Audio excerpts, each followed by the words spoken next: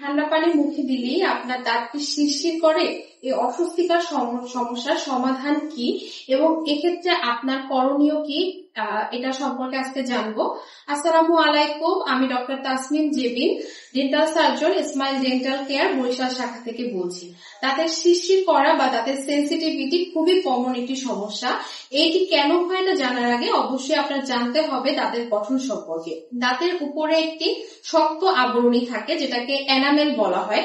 যখন এনামেলের ক্ষয় হয় তখন ভিতরের সেন্সিটিভ পার্টটা, ডেন্টিন, সংবেদনশীল ডেন্টিনটা এক্সপোজ হয়ে যায়।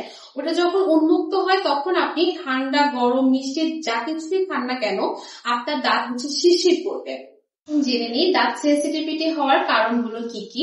ভুল পদ্ধতিতে দাঁত ব্রাশ করা, ফোর্সফুলি দাঁতের ময়লা পরিষ্কার করার জন্য অনেকেই দাঁত জোরে জোরে ব্রাশ করেন, সেক্ষেত্রে আপনার দাঁতের উপরে যে শক্ত অংশটা ওটা ক্ষয় হয়ে যায় এবং দাঁতগুলো সেন্সিটিভ হয়ে যায়।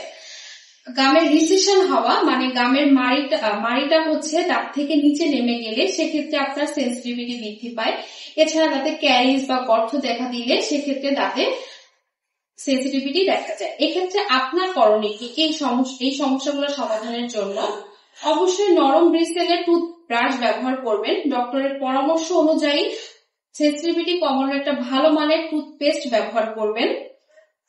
দাঁতে গাম রিসেশন বা ক্যারিজ বা গর্ত দেখা দিলে অবশ্যই ডেন্টিস্টের পরামর্শ নিয়ে দাঁতের ট্রিটমেন্ট করে নেবেন। দাঁতের সেন্সিটিভিটি একটা সাধারণ সমস্যা মনে করে অবহেলা করবেন না। আপনার দাঁতের সুরক্ষার জন্য আপনার পাশে আছেন স্মাইল ডেন্টাল কেয়ার। আজকে এই পর্যন্ত, ভালো থাকবেন। আসসালামু আলাইকুম।